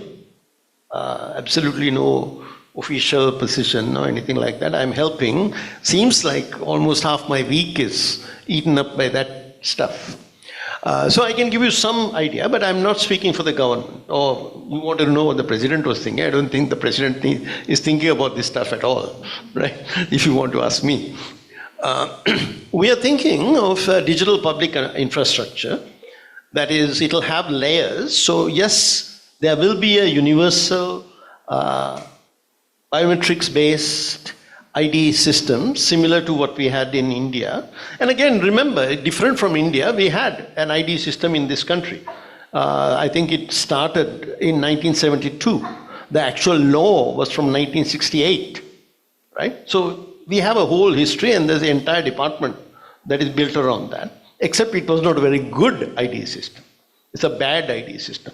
If I show you my ID card, you will figure out how bad it is, right? So that's going to be an efficient, effective, digitalized ID system that can be used for online verification of identity, like Aadhaar in India. So that is your bottom layer. In addition to that, we have to get some opening for non-citizens who are in Sri Lanka. Aadhaar is not a citizen-based system. We have to accommodate non-citizens. And also we have juridical persons, that is companies. So we have to give some identity to the companies, because if the rest of it is to work, that is the payment layer, the documents exchange layer and so on, we have to bring all the people who can enter into contracts, open bank accounts, withdraw money from bank accounts into this system. So then the lowest level will be the ID. Above that we'll have data exchange. In India they have a locker where you can put sort of your documents and enable them, but we'll have a consent-based, different model, consent-based item where the examinations department can give information to the foreign ministry and vice versa and things like that. That will be another layer. That will require a lot more work than getting that first one done. The first one can be done in about 18 months if you don't have political difficulties, right? Then of course payments. Everybody is very impressed by the fact that both China and India, you can do micro payments, small payments using your phone without credit cards and all that mumbo jumbo. So that will also be introduced here. That is going on right now. I don't know about this university, but in Moratuwa, the university is receiving payments from students and others using the GovPay mechanism. Now I keep complaining to them that they should pay me also something for being on the council using these methods, and now I think they've sort of begun to do that, transfer things directly into my bank account, right? So if we can get the GovPay stuff going, that would be a start, but then we have to get, I mean, my ideal, again, to see whether I can wake you up, you know, one of the sources of corruption, one of the main items of Clean Sri Lanka that I have proposed is allow people to pay traffic fines from their phone on the road. It is the inconvenience of going to a post office and then going to the police station that is causing people to pay bribes to cops, right? So we can easily do that. Now, the person in charge of that has told me that they are working on it, right? That will be rolled out very quickly, right? So there's a whole series of these kinds of things that will come out that you'll be able to see. And then, of course, you know, the verticals. If we can do something about passports, if we can do something about what I talked about, you know, easier interactions for people, that will be very good. I'm very hopeful. We can see results in the next 2-3 years. If you're okay, I will give my comments. Yes, completely agree. So whether your question is with this situation, whether we are going to develop surface learners so as especially humanities and social sciences, one field we are trying to develop human scientists. So for the engineers to interact with the community, human scientists are necessary. So now, for example, Australian engineers Australia now asking if they are doing some projects in engineering, they need to include human scientists, how to communicate with people and creativity of the building projects like artistic values so our role is take example, we have 21st century skills, IT literacy, environmental literacy, and also we have creative thinking, creativity, collaboration. Now, I think to survive this answer, we have to address this issue, we have one teaching learning strategy, flip learning strategy, I think you may know. So we will upload the document and ask them to, we will upload the questions as well. Before coming to the class, we will address those questions. We need to rather ignoring they have completed and just uploading the answers, we need to take the discussion at the classroom, and those are the strategies. Even with this ICT facilities we need to implement, especially to increase the creativity. And even yesterday I had my English medium students, their write-ups are really compared to the Sinhala medium students, really poor. So they not very motivated to even discuss. So then I started to give them handouts, but Professor Janaka will not agree with me using papers so can't help so they are unfair for those students. We didn't give the chance to do good rich vocabulary, how to write for the open-ended question. So I changed the strategy and gave the documents what is inclusive education and not, and read paragraph by paragraph and ask put some questions and have a discussion.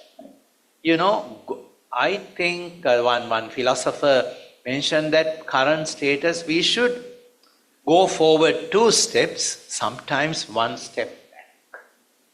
So likewise, we need to think about the teaching learning process very carefully. That's my comment for that. Thank you very much. It's already 12:35. If you have, we can have one last question and then we can. To Professor Setunga, this is actually, it's a question plus a comment, to be very honest. Now, you were talking at the beginning about, the absence of students in the advanced level classes, and then of course we are experiencing it in the ordinary level classes as well. And at the same time, you were talking about introducing these 2 modules about the Internet of Things and artificial intelligence. That is, I think, with a very positive note, teaching the students about responsible and sensible use of AI and Internet of Things is extremely important, because even in the university we are experiencing very responsible use of AI when it sometimes comes to assessments and stuff. But on the other hand, I have this feeling of when they have all this exposure and knowledge into Internet of Things and artificial intelligence, will there be another collapse of students attending the school? And because if we do a SWOT analysis of introducing of these modules, I personally feel there will be, if they are not properly taught about these things, once again with experienced and skilled teachers, once again there will be a drastic decline of students' attendance in the classrooms. So that point is also there. So just Yes, yeah. completely agree. But I heard that nowadays we have sports meets at the school. So the classrooms are, sometimes they use the classroom time to the, practice the drills, like nowadays. Parents are calling to the class teachers, Madam, my kids are not attending this week because wasting time and the money for transportation. We don't have money as you are not teaching. So likewise, now some schools, teachers are doing sports meets like. So this is the situation, very related now. If the Japanese experience, Australian experience, that what we should learn, as you pointed out, we have the room to promote communication skills, and we have kind of culture, and we have cultural activities. So while balancing this, because not necessary to miss the boat with this the technology, but with collaboration with the experts, completely. I think this module-based system, the NI has tried their best to incorporate these communication skills as well, not only the just technology. So we need to practice this, even the university system. Right? So, yes, thank you. Thank you very much. We have come to the end of this very interesting session. Thank you very much for thank you very much for coming all the way and sharing your knowledge and experience with us. Thank you very much.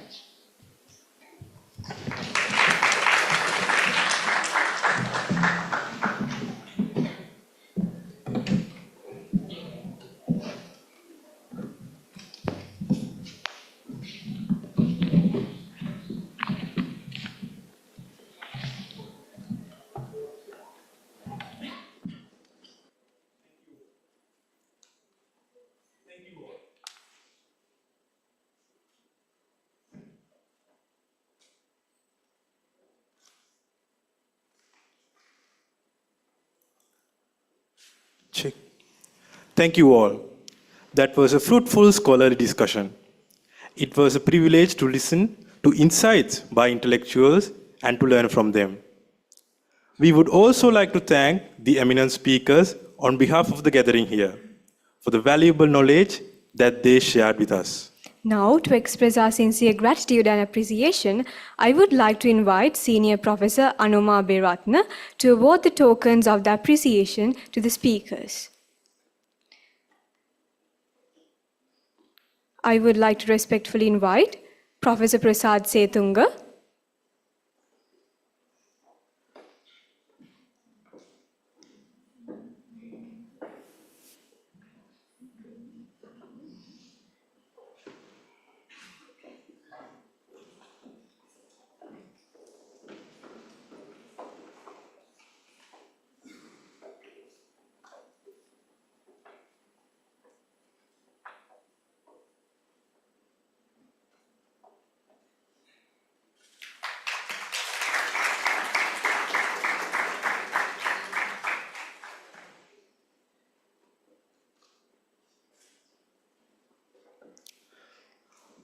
Professor Rohan Samarajiva,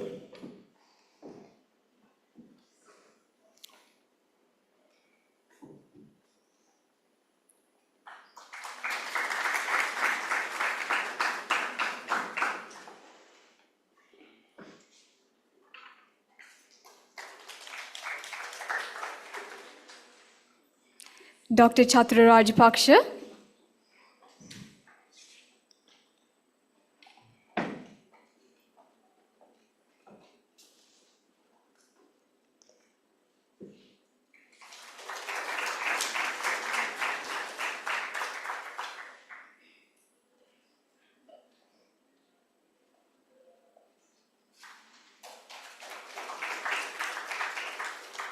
Dr. Dilani Wickramarachchi,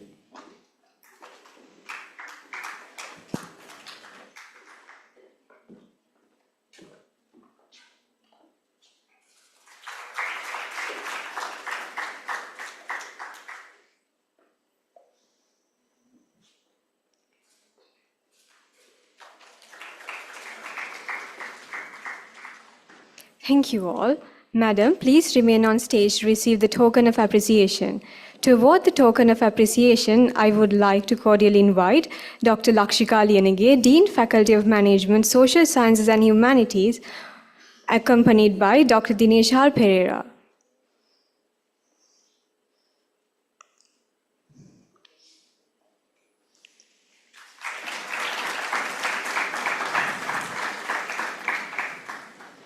Thank you, Madam.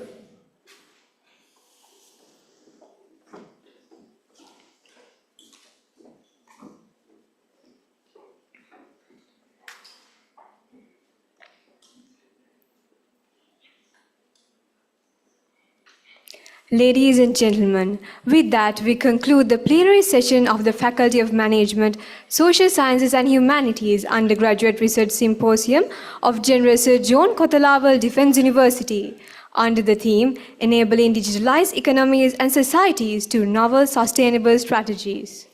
Thank you all for your honorable contribution for VISTA 2025, Vision for Innovation in Societal and Theoretical Advancements.